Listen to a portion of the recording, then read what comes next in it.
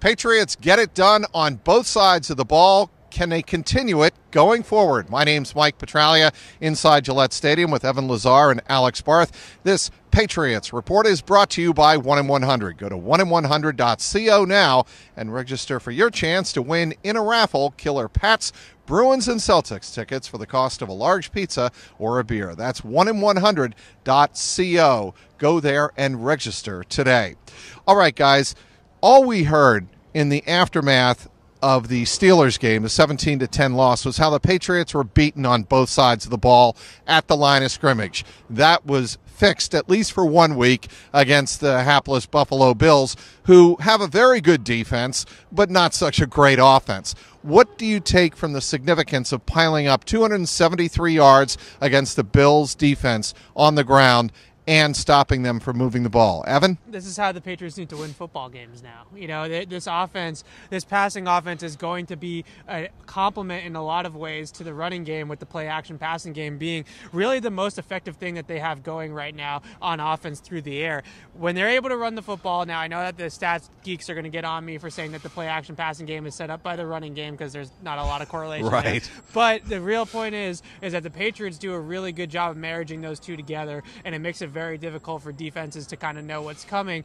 And also you get the fly sweeps in there with Cordero Patterson or Philip Dorsett at the end of the game, and that adds a whole nother element. The 27-yard run by James White for a touchdown early on in this game was really set up by those jet sweeps. They ran a jet sweep with Cordero on the play before that, and the play after that they run James White off of a jet sweep with a little bit of action there, confuse the defense, you get the defense moving in the wrong direction, you run it right up the gut, and James White goes for a touchdown.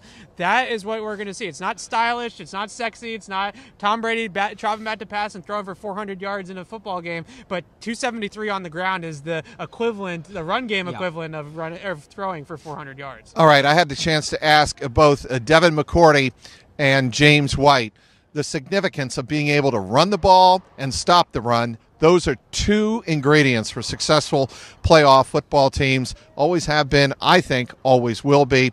In this game, we saw, Alex, the return of Danny Shelton, Adrian Claiborne not in the game, as you pointed out before the game, Evan, that there was a reason for that, and that's because maybe not so much the edge wasn't a priority in this game. And also Kamalu made his Patriots debut in this game, Alex. Yeah, there's a reason that Ufoma Kamalu is the one they activated off the practice squad, and part of it probably is to protect him from getting claimed, but they are short a pass catcher without Josh Gordon, whatever way you slice it, but they felt like this was the guy that could help their football team the most of those they had available.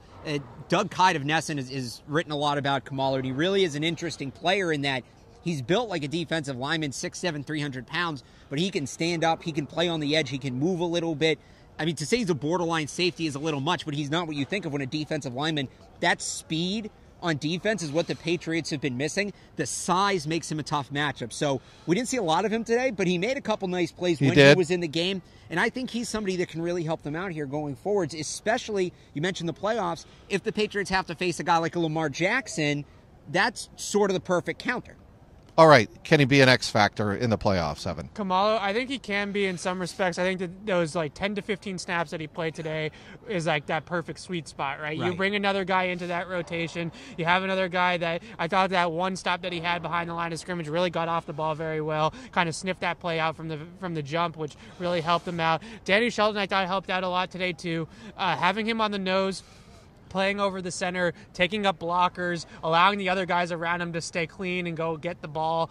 Really, with the run game, it makes the offense less predictable, right? Or more predictable in this sense. Less predictable when you can run or pass. The defense doesn't know what's coming, right? And when you stay behind the sticks, when you keep them at second and long and third and long, you know the pass is coming. That's when you can really get after the quarterback and really rush the passer and get those sack numbers or pressure numbers up. So the last couple of weeks, the Patriots defense has kind of been in a guessing game for most of the game because of how successful the run game has been against them. All right, we'll finish up here on this note, Alex. The second drive of the game after the Patriots went 3 and out to start this game, I thought was one of the more important drives of the game because they did have the jet sweep from Cordero Patterson, 12 yards, but every other run in that 6-play scoring drive was a Sony Michel run, the final run right up the gut. I thought it was attitude, and that's what the Patriots have to show in the playoffs. Yeah, this kid's really figured it out. We talked about at the beginning of the year, he was a bit too impatient. His field vision wasn't quite what you wanted it to be. He was running himself into a lot of blocks, but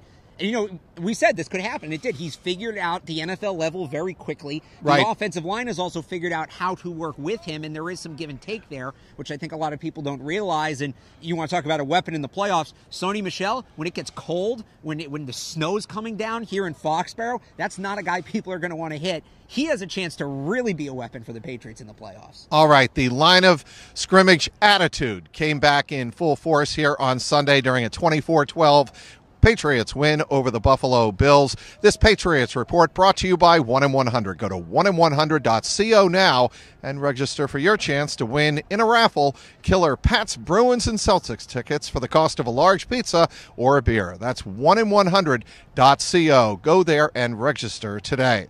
Inside Gillette Stadium, he's Evan Lazar, Alex Barth. I'm Mike Petralia, CLNS Media.